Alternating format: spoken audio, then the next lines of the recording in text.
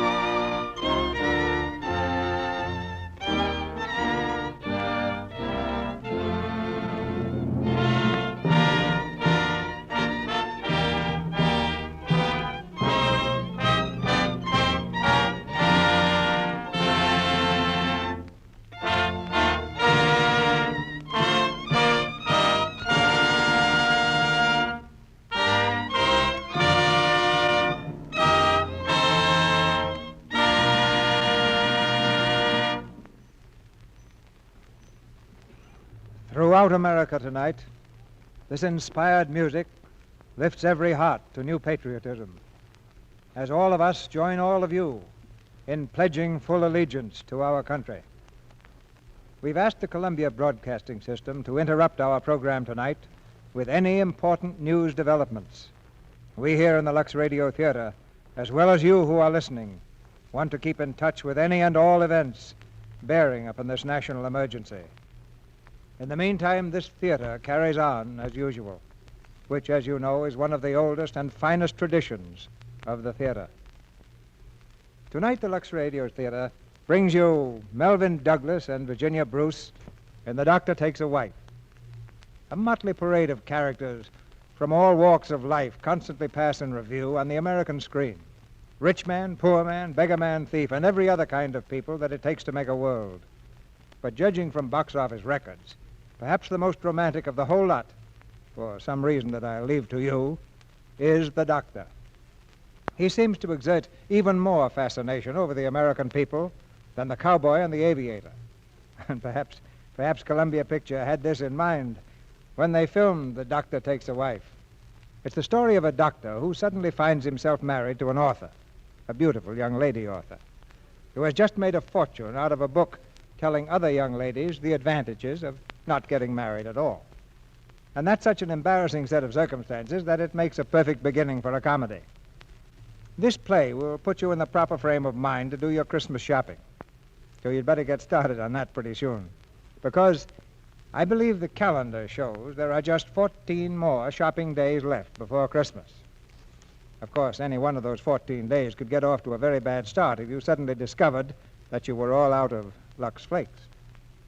You know, there are two kinds of flakes that make a white Christmas: snowflakes and Lux Flakes. So while you're concentrating on what you're going to give Uncle George and Aunt Susan, put a little Christmas cheer in your housekeeping by giving yourself some Lux Flakes. And now here's The Doctor Takes a Wife, starring Melvyn Douglas as Tim and Virginia Bruce as June, with Lynn Carver as Marilyn and Edgar Barrier as John Pierce. The curtain rises for the first act.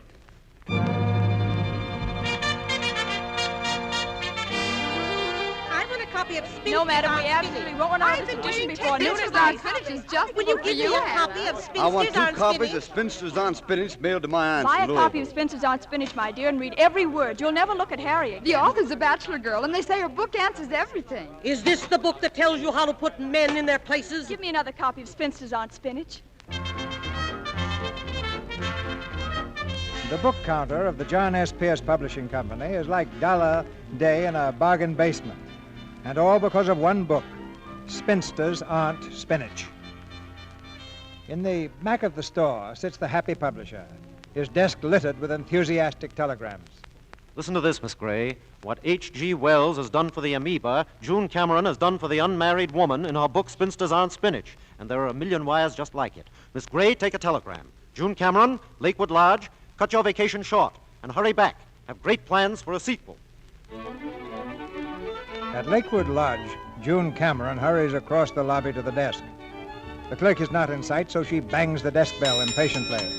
This seems to annoy the gentleman, who is using a telephone at the opposite end of the desk. Hey, look, I'm telephoning. Cut it out, will you, please? Just go right ahead. Don't mind me. I mean, that thing isn't helping a bit.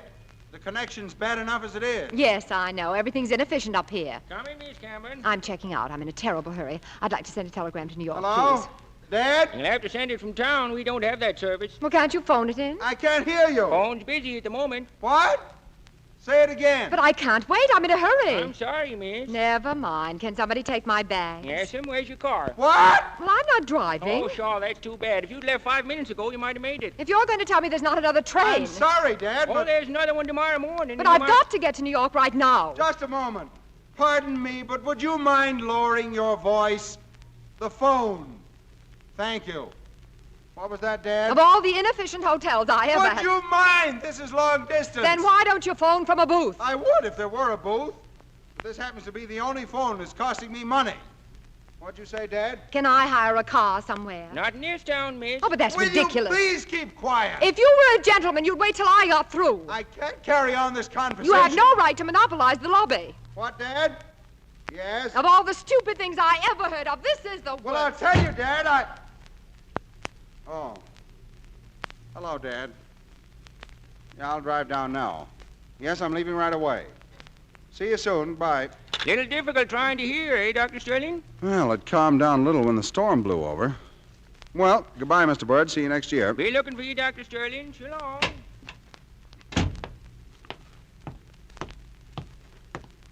Hello there.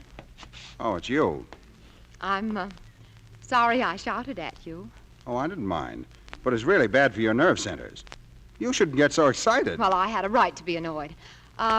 Is that your car there? Yes, it is, but it doesn't pay to get excited, miss. If you could see the punishment those little Oh, I cells know. take. Which way are you going? New York. New York. Oh, that's sweet of you. What is? I'll just toss my bag in the car. But listen- Well, that's all right. I'll be glad to do it. Now, wait. I don't want Here to... we go. My, aren't you kind, though?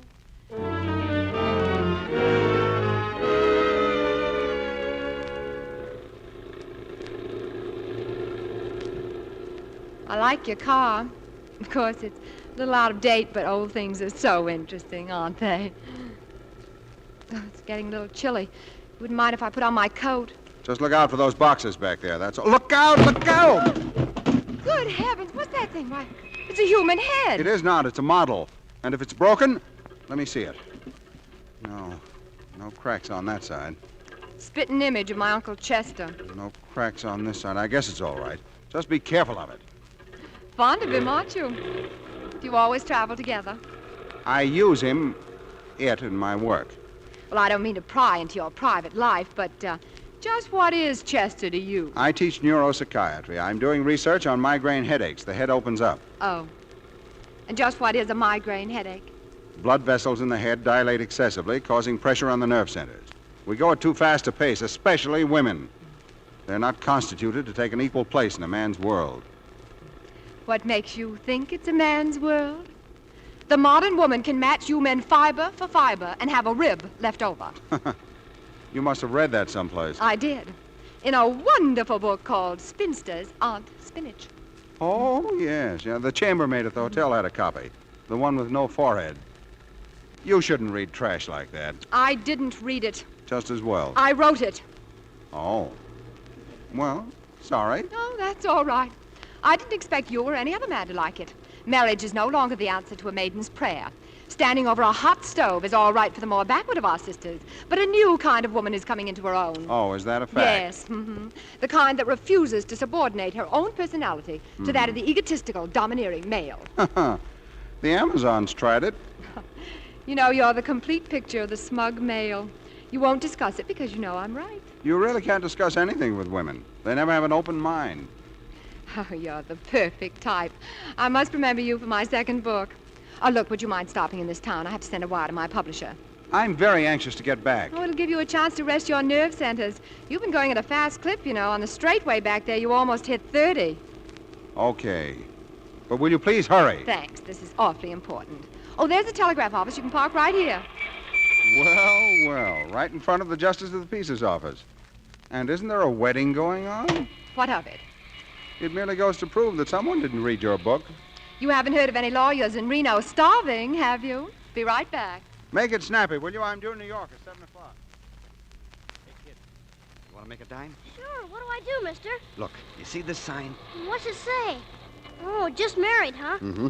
Hanging on that car over there. The bride and groom will be out any second, so don't let them see you. Well, I won't. Which car you say? That one over there. Go ahead. Okay, thanks, mister. Will you take this telegram, please?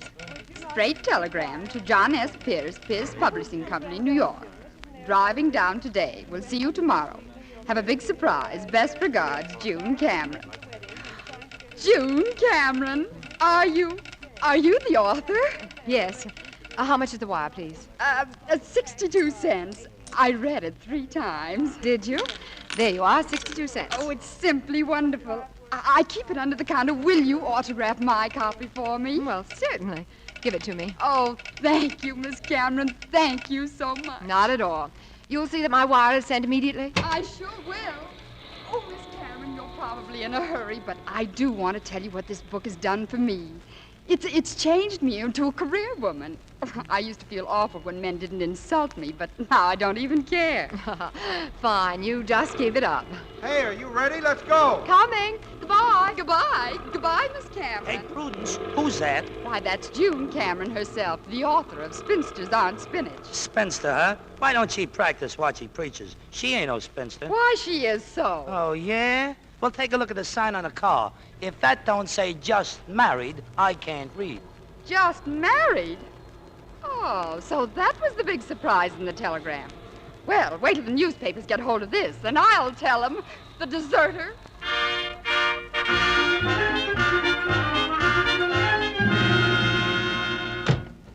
Will you please toss out my other bag? Here you are. Thank heavens I'm home at last. You're no happier about it than I am. You men resent the intelligent woman. All you want is someone to inflate your ego. The independent but frustrated female. Drop into my class someday. You're a good specimen. Thanks for the ride. Hey! My head! You've got my head! Come back here! Hey, come back! You're not going to get away with this.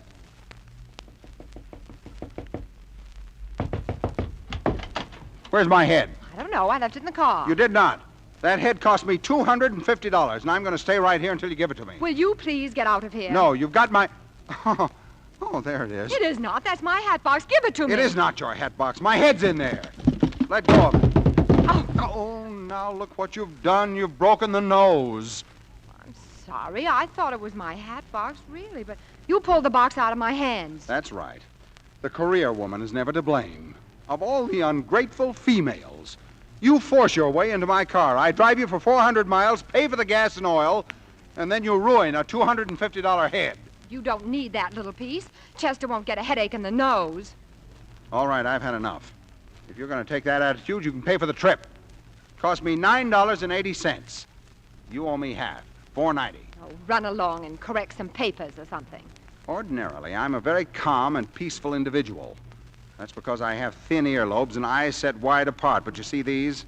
They're thumbs, short thumbs. That means I'm stubborn. And I won't get out of here until I get my $4.90.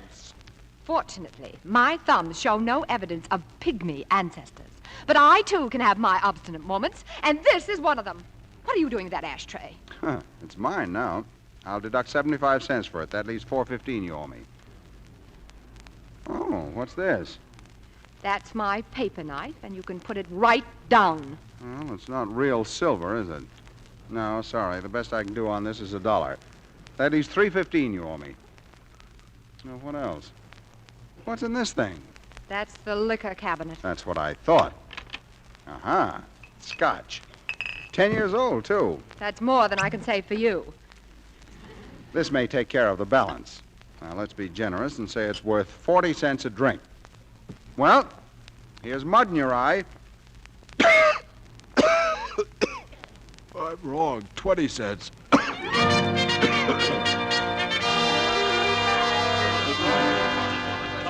Come on now, give me a Now look, boys, look. I'm John Pierce. I'm Miss Cameron's publisher. If she's married, I'd know about it because it would probably be me. All right, but we want the story from her. Is this where the dame lives? Yes, sure, but now wait a minute, boys. June's only been back 3 hours, and it's late. Look, the paper said to get a story. We're reporters, Hey, and look, we've here's got the to get card. it. Just married, the sign says. Oh. It's an MP. She did all right. She married a doctor. Oh, that couldn't be her car. It isn't her car, it's her husband. Now, look, Mr. Pierce, we don't blame you for wanting to keep it quiet. We know that wedding bell means curtains for that next bestseller of hers. And we extend our condolences. But the other papers will have it in a couple of hours, and we've got to beat them to it. Yeah, we don't Come get it on now, there. let's go up and get this over with. Now, believe me, boys, this is ridiculous. If June Cameron's married, I'm the king of Persia. Make way for His Majesty. Come on, fellas, let's get away.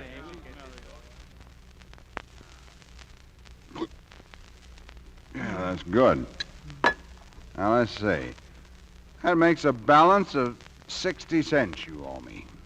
Would you like to take the rest out in aspirin? Don't interrupt. Marilyn never interrupts.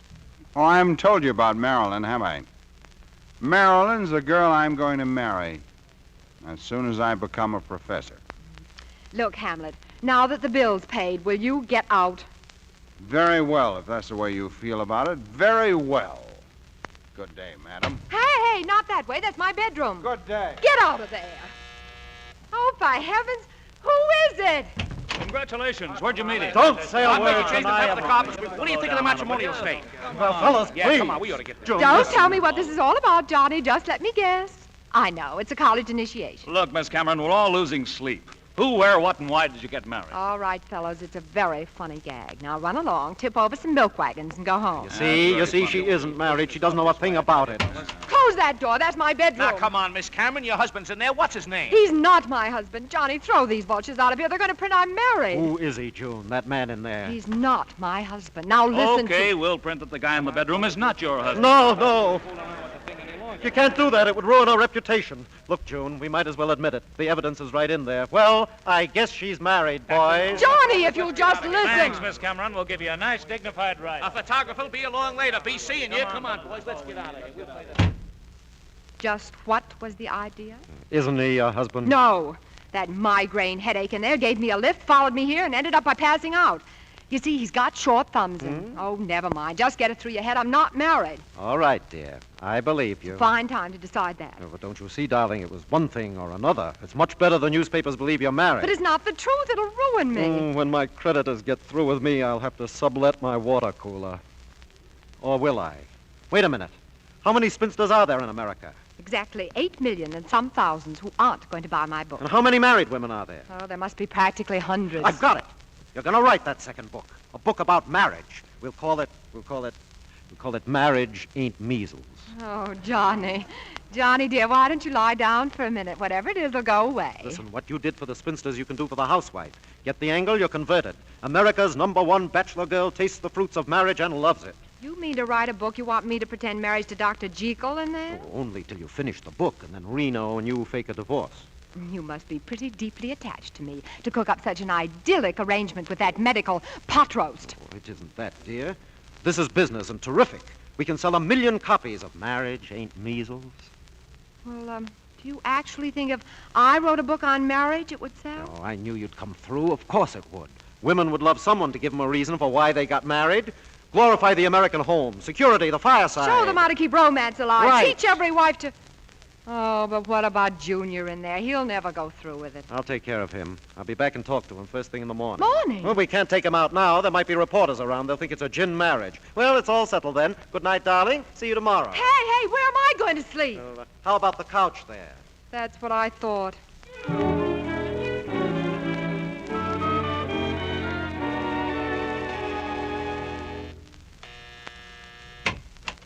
Good morning, June. And how's America's favorite authoress? I feel like I've slept in a cement mixer. Where is he? Junior, how do I know? I guess he's still asleep. Come on, we'll go see. Well, there he is, and you can have him. Wake up. Wake up, old man. Huh? Huh? Hey, what are you doing in my room? Where am I? I can tell you one thing, Goldilocks, you're not in heaven. But you're a very lucky man. You've made money while you were asleep. That's it. Break it to him gently. Listen to what the morning paper has to say. Public spinster #1 weds. June Cameron turns Benedict Arnold. Marries Dr. Timothy Sterling in Greenwich. Dr. Timothy Sterling, huh? Hey, that's me! It's a frame-up. Where are my pants? Well, don't look at me. I'm not wearing them. You get out of here. Well, run along, dear. I'll explain the whole thing. Do that. But you better be more convincing than I think you are. Well, you see, Doctor, there's been a slight mix-up, and everyone thinks you're married to Miss Cameron. Where are my pants? And for the time being, it will be convenient for them to think so. You see, Miss Cameron's writing a book on marriage. And you want me to pose as her husband? Oh, no. Besides, Marilyn might... I'll make it worth your while, Doctor. Say, 5% of the gross sales, that'll be about... No, it's all a cheap publicity stunt to sell that trash she writes. Are you going to give me my pants? Now, look, old man. I'll make it 10%. I said no, not for 110%. For the last time, where am I? Oh, here they are.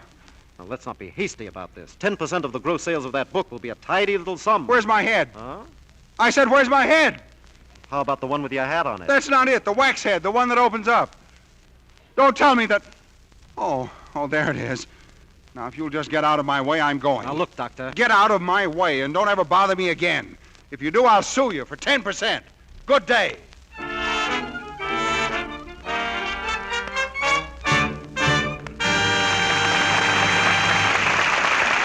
Mr. DeMille presents Act Two of The Doctor Takes a Wife, starring Melvin Douglas and Virginia Bruce, in just a moment. But right now, I'm going to take a few seconds to unravel a little yarn with our favorite fashion reporter, Libby Collins. Say, Libby, what is all this? Isn't knitting something new for you? I thought you just talked about fashions. Why, Mr. Roig, a woman doesn't stop talking when she starts knitting. As a matter of fact, I brought my knitting along because that's what I want to talk about. Knitting, you mean? Mm-hmm. Hand knits are smarter than ever now, especially the sort of thing I'm making, a black sweater. You know, a black sweater is one of the nicest Christmas gifts I can think of. They're lovely ones in the stores if you don't like to knit. They're so smart, and not just for sports and country wear by any means. They're just as right for tea or dinner or evening if you dress them up with a heavy gold or jeweled necklace. And then they're so practical, so easy to lux. Black or bright, Lux does 'em right. Yes, and the color needn't run a bit. Of course, a black sweater needs luxing just as often as a light one. Nobody wants that horrible feeling of not being quite sure about freshness. Frequent luxing makes you sure. Well, that's easy advice to follow, ladies. You'll have perfect results if you wash sweaters the new Quick Lux way. Here are some do's and don'ts to remember. Do make a paper pattern the size of your sweater before luxing. Then, after washing, ease the sweater back to this shape. Do use lukewarm Lux suds. Just squeeze them through, never rub. Don't use soaps that contain harmful alkali. Don't rub with cake soap. These things shrink wool, leave sweaters harsh and matted. So don't take chances with harsh soaps. Do stick to new Quick Lux Flakes for sweaters and all knitted things. Lux is so gentle, so fast, so thrifty. It keeps your pretty washables like new much longer. Now, Mr. DeMille returns to the microphone. Act Two of The Doctor Takes a Wife, starring Melvin Douglas as Tim and Virginia Bruce as June. Timothy Sterling, professor of psychiatry, refuses to play husband to June Cameron, expert on feminine psychology. Standing on his constitutional right to remain single, he has left June's apartment in a huff. He's still in the same huff when he arrives at the medical building of State University. State University? Medical building? Just a moment, I'll connect you. Oh, hello, Dr. Sterling. Congratulations, Dr. Sterling. Get the editors of the Express, the Herald, get all the papers. I want to talk to them. All right, Doctor. Hello, Dad. Tim, my boy, I've been trying to reach you. Look, Dad, let me explain. It was all a mistake. Son, you don't know how happy you've made me. For a while, I was very much afraid it was going to be Marilyn. Huh? Were you? Yes.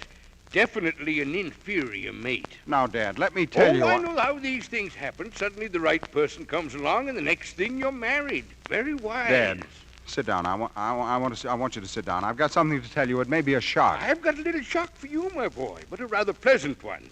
I just spoke to Dean Lawton. Congratulations, Professor Sterling. That's beside the Professor? But I thought Dr. Hampshire was going to get that post. It was close until this morning, but you know how the dean feels about marriage. And since you're a married man and Hampshire isn't... It couldn't be just because I'm married. It's always been a theory of the deans that the chair of neuropsychiatry should be held by a married man.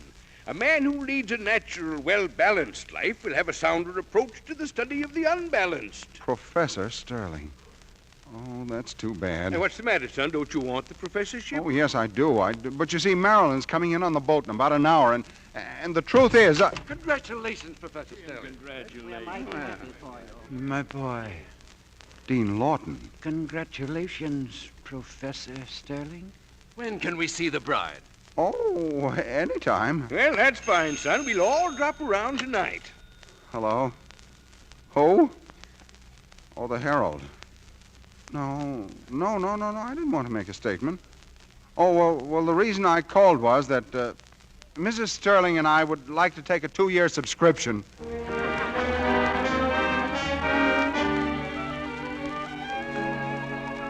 I knew you'd come through, old man. I knew it. I know a gentleman when I see one. Thanks. It's very sweet of you, Doctor, but what made you suddenly change your mind? This morning, the idea of posing as my husband seemed particularly revolting Well, to don't you. get the idea I like this. I'm only doing it because I'm a gentleman. I don't want to ruin your career. Thanks. But I hope you realize all the inconveniences. Now, the doctor knows what he's doing. And one thing I want to get straight. Of course, when you get to Reno, you'll have to take all the blame. My position at the university, you understand? Naturally. We'll paint her black as a coal scuttle. Yeah. I can see that chivalry is not dead. It's not doing so well, but it's not dead. Another thing, what about Marilyn? Marilyn? Who's Marilyn? The boat. I mean, my fiancée. Her boat's due now. How am I ever going to explain this to her? Oh. Just tell her that for the next 3 months she's got to believe in you, to trust you, to use blind faith. You can do it. You know how to handle women. Don't worry, old man. Don't worry. Yeah, don't worry.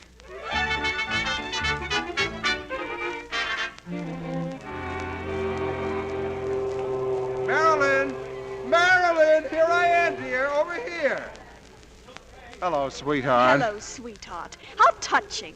Well, darling, what's the matter? Were you seasick? Look at that. What? You know what? This paper. June Cameron weds MD. Now, wait, Marilyn. You'll have to trust me. You'll have to believe in me. That story in the I'd like paper... to stuff that story down your throat. Oh! Goodbye, Dr. Sterling. Marilyn, wait, listen. Gangway there. Hey, bud, what are you standing there for? You want to get run over and get killed? No. But don't put ideas in my head. Well, what happened? Oh, everything's fine. I can tell by his face. She wouldn't even give me a chance to explain. I opened my mouth to say something and got the newspaper pushed in it. Oh, that's too bad. A shame. Well, she'll probably cool off after a while. Well, I think it's darn sweet of you, in spite of all your trouble, to go through with this. Well, a gentleman's word is a gentleman's word. Now, if you'll tell me where I can put my stuff. Oh, there's room in there for some of your things. You can have the 2 top drawers in the bureau. Oh, darling, he'll need more than that. 1 drawer's enough for you. Oh, certainly. Just throw my things on the floor. How about my suits? I hang them right here in the closet. June, you take your things out. You can find another place for them. There's always the icebox. It'll be good for the furs. Oh, one thing I forgot. That case over there is full of books. Where'll I put them? Do you think this is a good location for a branch library? Well, if you've no objection, I'd like to continue my profession. I'm preparing a fall course of study.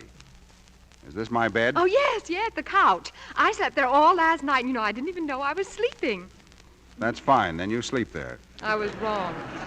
Chivalry is dead. Now, darling, don't take that attitude. This is hard on all of us. You take my dresser, my closets, and now my bed. Get out of my way. I'm going to finish this book in 3 weeks.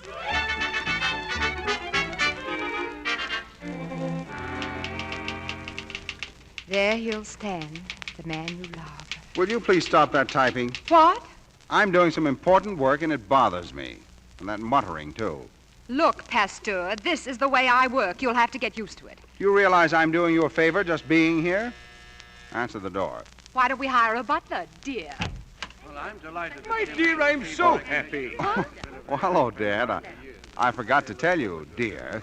A few of the faculty wanted to drop in and meet you tonight. Congratulations, my dear. I've known Tim ever since he was a little boy. This is Dr. and Mrs. Nielsen, dear. Oh. Hello. Here, Mrs. Sterling, is a little gift. It's not much, but you shouldn't have done that, Dr. Nielsen. It's a book. Occupational Diseases of the Mind.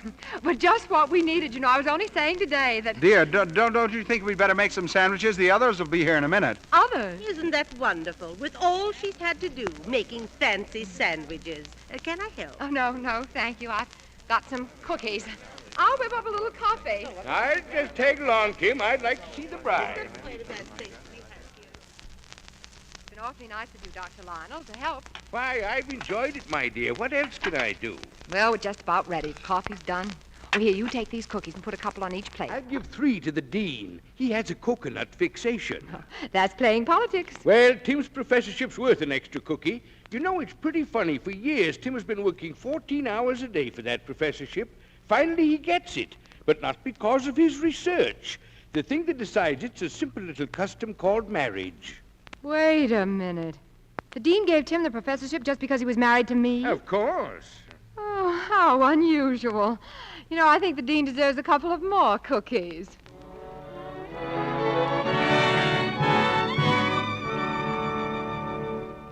Ladies and gentlemen, before we continue with our play, the makers of Lux Flakes switch you to New York for the latest news developments, direct from CBS.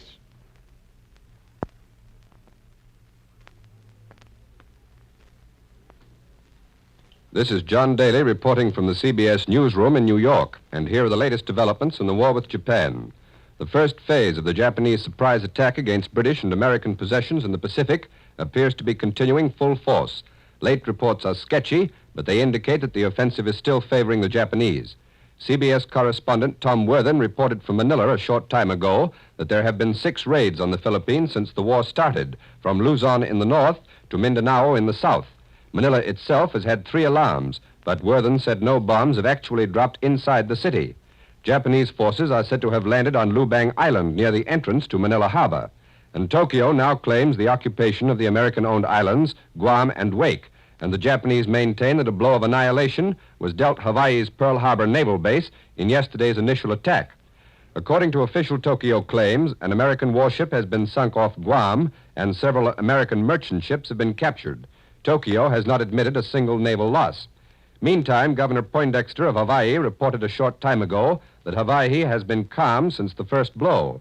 Official American accounts say that at least 1,500 persons were killed there by Japanese bomb attacks.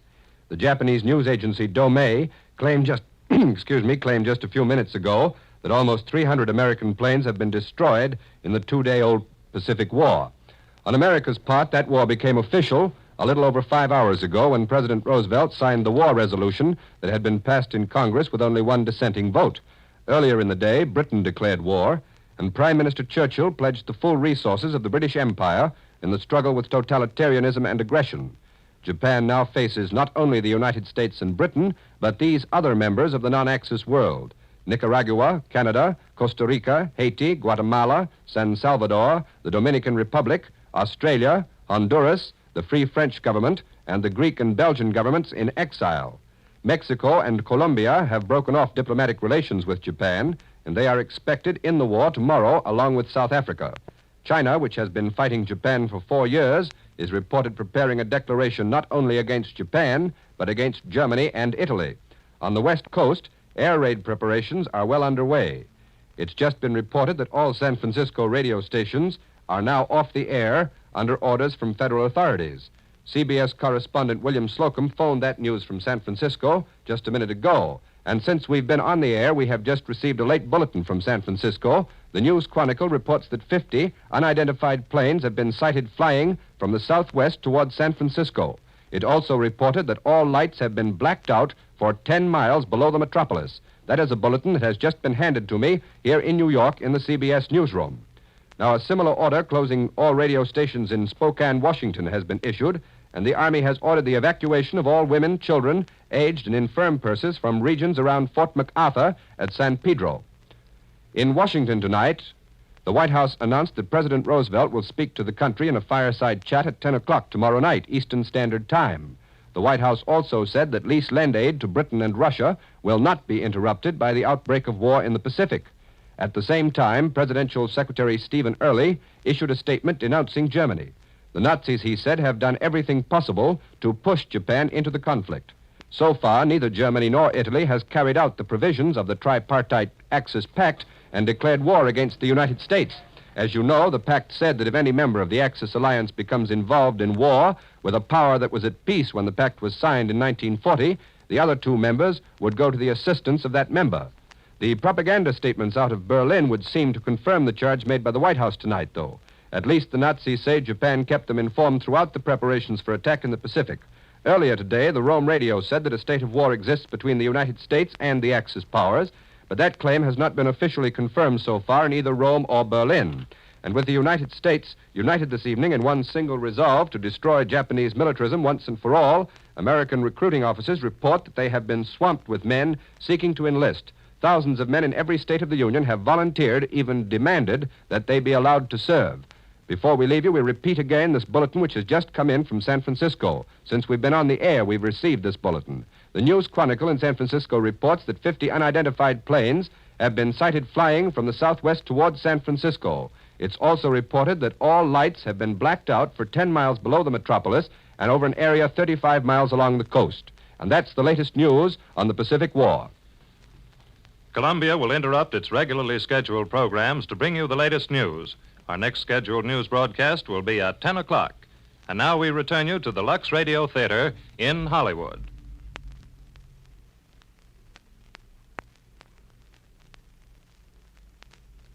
We continue with the second act of The Doctor Takes a Wife. June is now aware that Tim pretended to be married only because his professorship was at stake. Tim has explained the situation to his fiancée, Marilyn, and secured a complete pardon.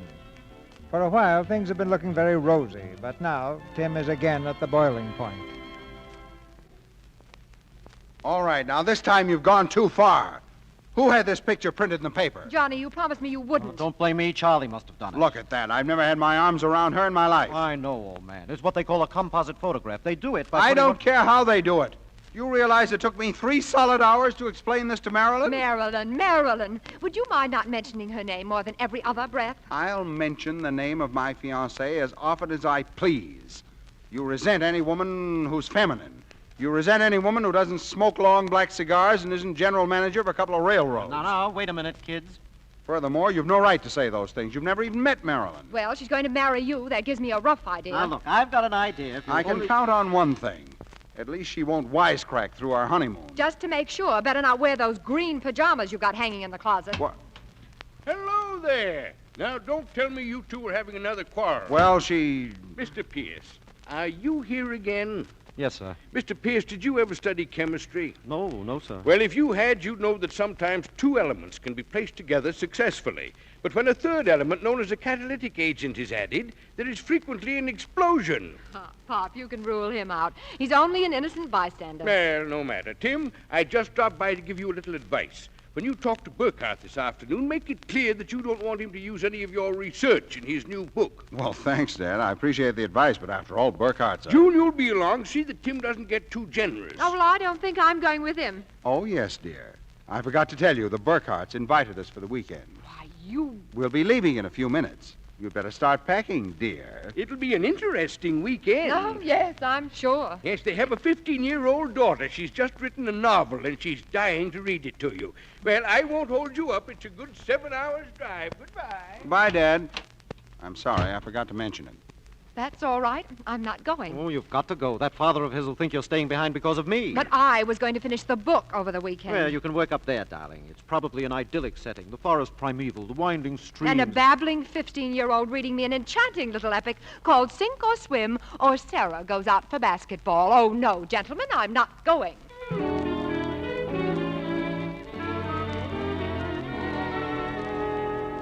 Just to keep the record straight, I'm doing this for Papa, not for you. Okay. I think it's just about the most inconsiderate. Is that a cop after me? Why, he is. What have I done? Whatever it is, it can't be for speeding unless the limit is 12 miles an hour. Officer, you're making a mistake. I was only... Okay, no ticket. I spotted the MD license on the car. You a doctor? Yes. Well, come on. There's an emergency case. Follow me.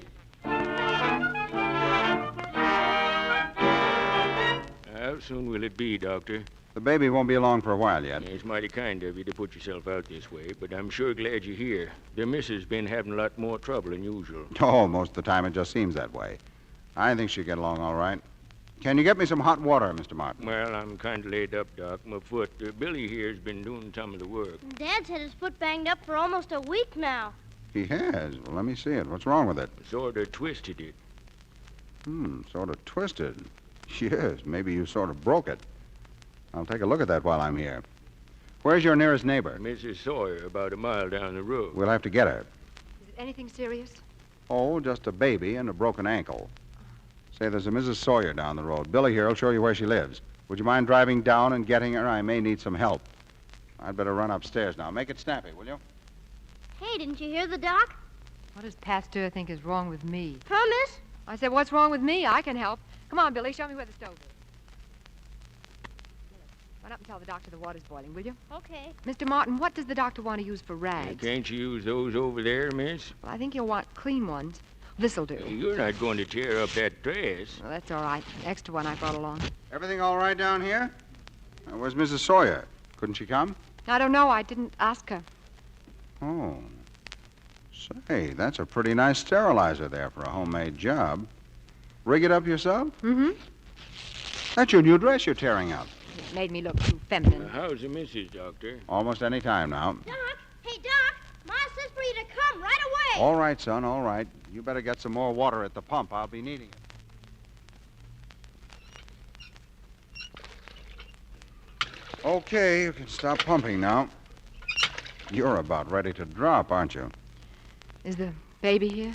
Yep, safe and sound. Another president? No, I'm afraid it's another career woman. I never heard such kicking and screaming. Hey, Doc, it's an Indian. It's all red. Oh, stop worrying, son. It's all right. Well, I guess it's too late to go to the Burkharts. Oh, that's too bad. You miss your talk with him. Yes, and you'll miss hearing Sarah goes out for basketball. How do you feel? You must be pretty exhausted. Oh, I was just a little scared. That's the first baby since I was an intern. Well, with that broken field running you did between the baby and the ankle, you looked awfully good from where I sat. Thank you. So did you. Thank you. You know, sometimes it's nice to have a career woman around the house. Really? Well, I mean for emergencies. Oh. Well, if you're finished here, let's go. What's the big rush? The emergency's over, isn't it? And I've got a book to finish, so I can leave for Reno. Yeah, that's right. Let's go. We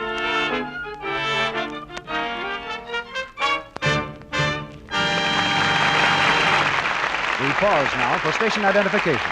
This is the Columbia Broadcasting System.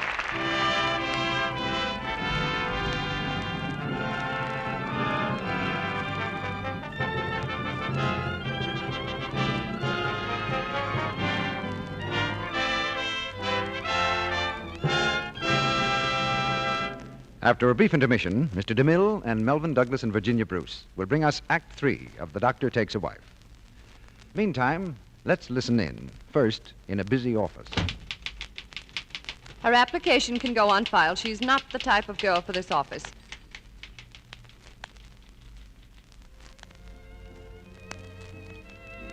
Now, let's look in at a holiday dance.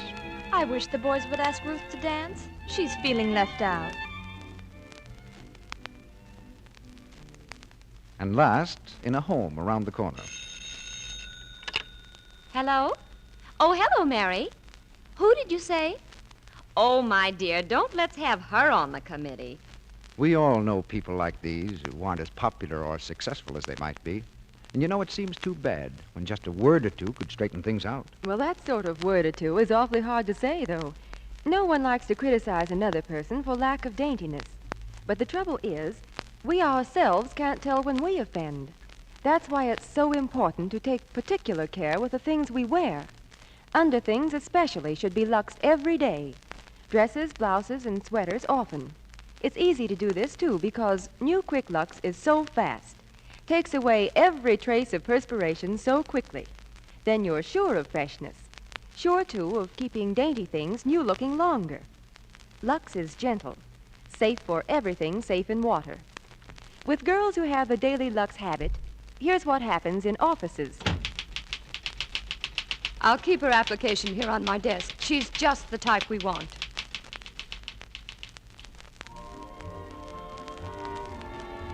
And at holiday dances. Say, look at the rush Ruth's getting. My, she's popular. And in homes. Hello? Oh, hello, Mary. Who'd you say? Why, of course we want her on the committee. Yes, words like that are pleasant to hear. And Lux girls hear them all the time. Remember, without daintiness, no other charm counts. So don't take chances. Use new Quick Lux each day. Now, our producer, Mr. DeMille. The curtain rises on the third act of The Doctor Takes a Wife.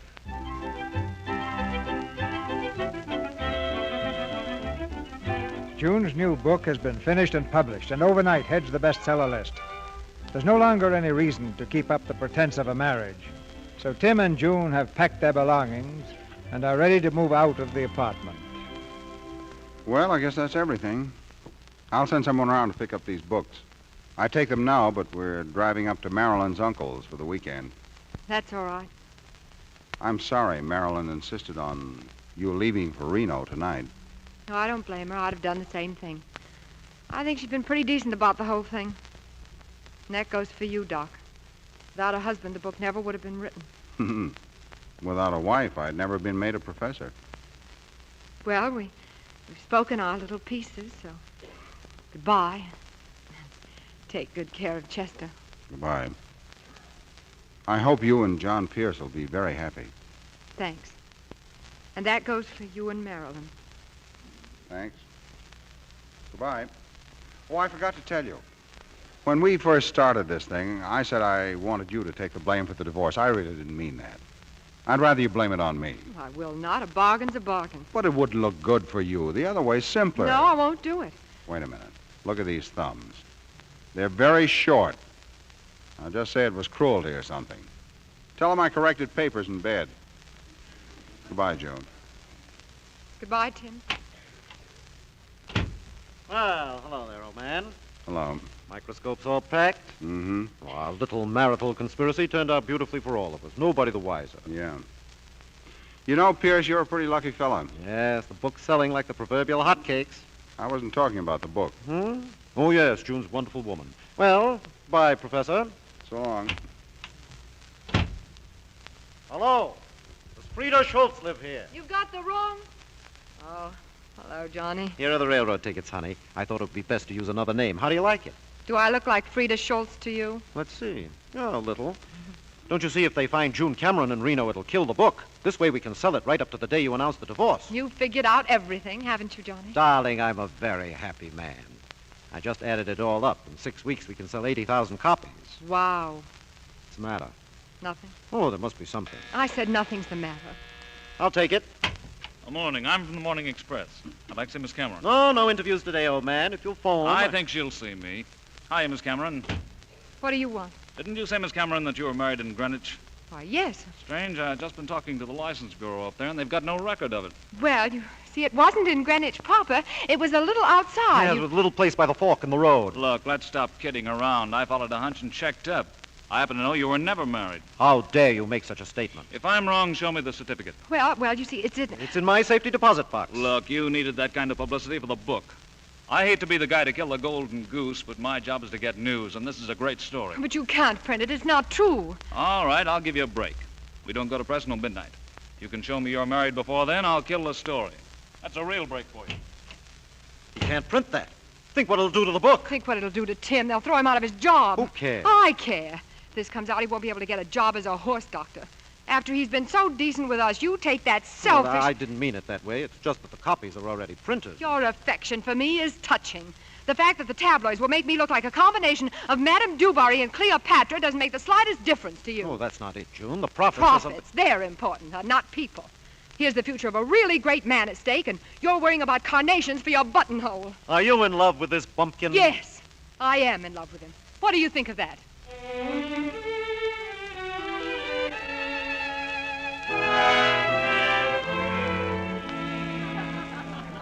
All right, everybody, come and get it. Come on, Cookie, dinner. Marilyn, I wish you wouldn't call me Cookie. It sounds silly. Silly? But you've always been my Cookie. I know, but in front of other people. All right, old grouchy. Now, come on, and after dinner, you're going to stand next to me when I make my big speech. Speech? What speech? I'm going to announce our engagement. You can't do that. We're not divorced yet. Well, I'll tell them you're going to be. But if that gets out, it'll ruin her book. I don't care. I've risked our happiness long enough because of her book. Pardon, Miss Thomas. There's someone at the door who wants to see you. Now, Cookie, you think that over. It's you. What do you want here? I've got to see Tim. If you're coming here trying to make trouble... This is important. Where is he? Please go away. You'll spoil everything. This is our engagement party. Engagement? But you promised to wait till I think we've done more than enough for you. But this is important to Tim's career. I feel that I'm equally important to it. Get out. Ah, Southern hospitality. Marilyn, what about the big surprise? Come on, Marilyn. What's it all Hear about? your big surprise, Marilyn. All right, everybody. I'll tell you right now. Come on, Tim. Wait, Marilyn. You can't do this. Quiet, everybody. Quiet. Now for the big surprise. I want you So all... isn't that Tim's Look, here wife? comes June Cameron. What's she doing here? Marilyn, my dear. Hello, Tim, darling. I'm so sorry to be late, Marilyn. But you Go were right to- ahead with what you were doing. I'll just sit in a corner and go on with my knitting. Well, dear, I'd like you to meet all the folks. Oh, don't bother. We'll all get to know each other. I have an announcement to make. Quiet, everyone. Why, Mrs. Sterling, is that for you? Yes. Why, it looks like a baby's booty. Yes. You didn't mind if I brought my knitting along, did you? You know how these things are. Is it for you and Tim? Of course. Who else? Mrs. Sterling's going to have a baby. Look, she's knitting for a new baby. You can't do this to me. I know you're not married. Oh! How can you... Oh... She's fainted. Let her faint. Oh, this whole thing's a frame-up. Marilyn, I don't know anything about this, I swear. I'll give you 5 minutes to get out of here. Dora. Yes, Miss Thomas? You'll find Dr. Sterling's bags in the room near the stairs. He's leaving now. Tomorrow, have the room fumigated.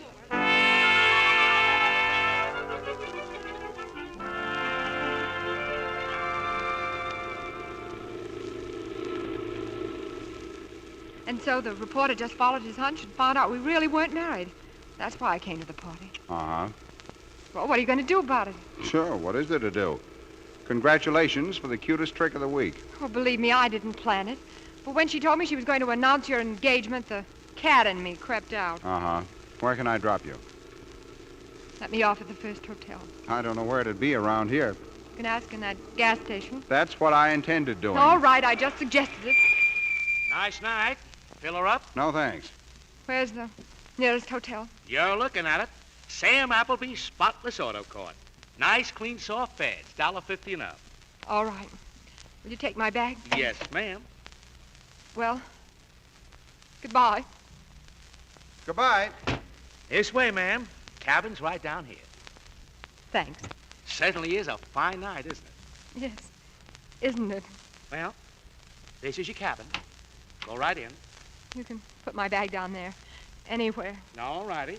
Now, if there's anything you want, just give me a call. I'll be up at the gas station. Thanks. Good night.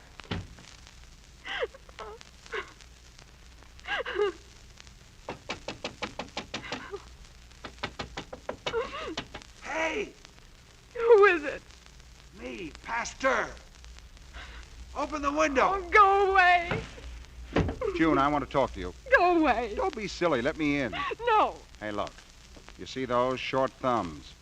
That means I'm stubborn. Let me in. Oh, now listen, Tim. You listen. Ah. June, I promised the people in the apartment next door that we'd play bridge with them next Thursday. Can you make it? Oh, Tim, I think so. June. Oh, Tim, but I'm a career woman. I'm no good except... That's right, but you see, this is an emergency.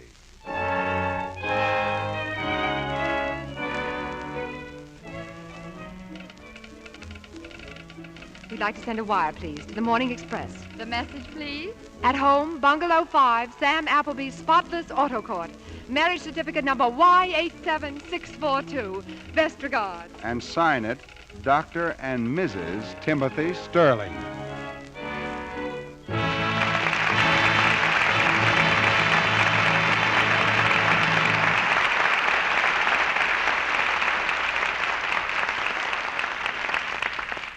Mr. DeMille and our stars return to the microphone in just a moment.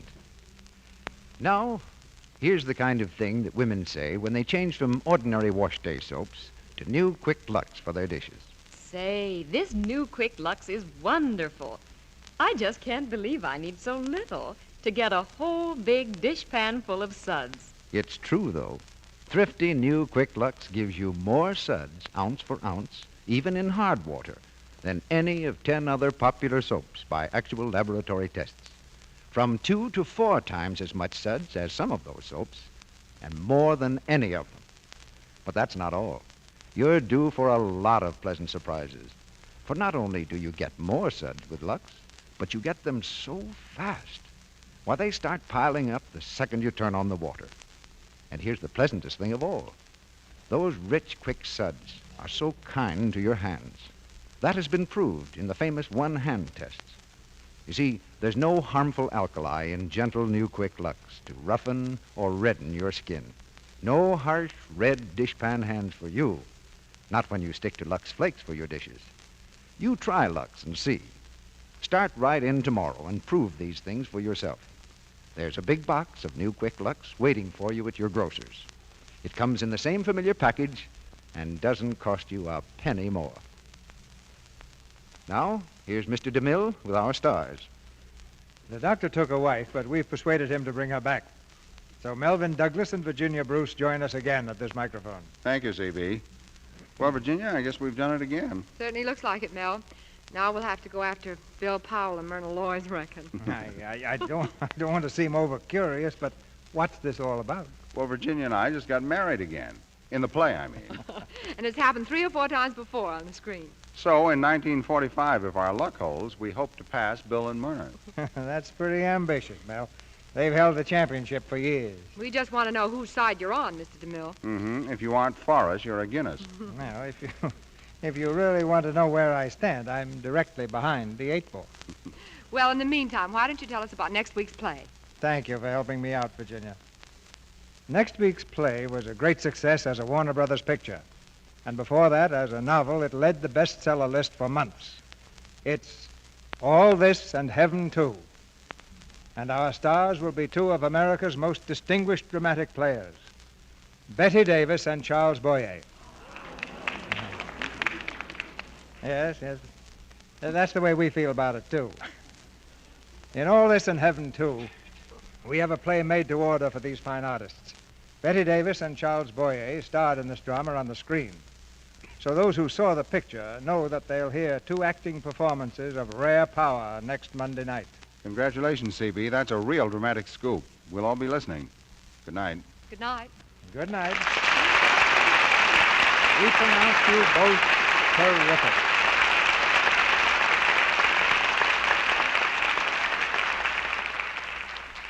And now, a brief but serious word.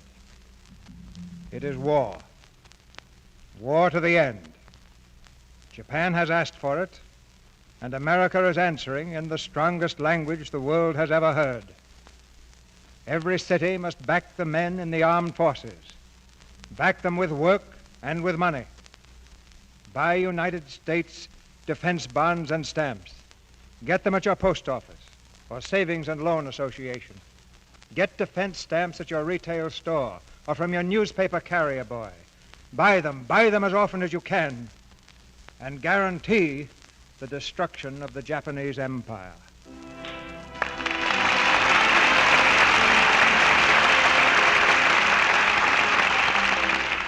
Our sponsors, the makers of Lux Flakes, join me in inviting you to be with us again next Monday night, when the Lux Radio Theater presents Betty Davis and Charles Boyer in All This and Heaven, Too. This is Cecil B. DeMille saying good night to you from Hollywood.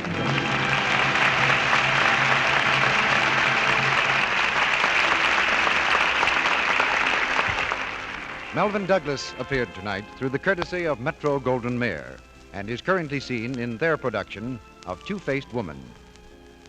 Heard in tonight's play were Ferdinand Munier as Tim's father, and Charles Seal, Verna Felton, Dix Davis, Torrey Carlton, Jean O'Donnell, Fred Mackay, Edward Marr, Suzanne Curran, Griff Barnett, Frank Penny, and Boyd Davis.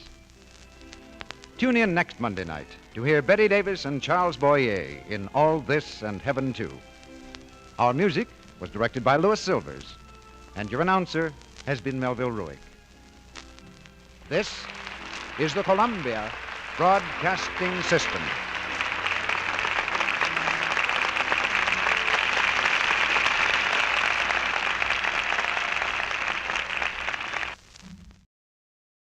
To whoever this may impact, sometimes our lives have to be completely shaken up, changed, and rearranged to relocate us where we're really meant to be.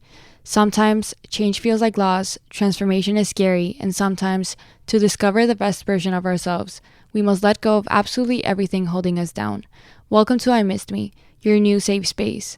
I Missed Me's purpose is to help people all around the world to come back home to themselves. It is a healing self-growth podcast that encourages people to dive deep into their emotions, heal their traumas, and ultimately love themselves. My name is Mafian Sures. I am your host, and I hope to be a part of your healing journey.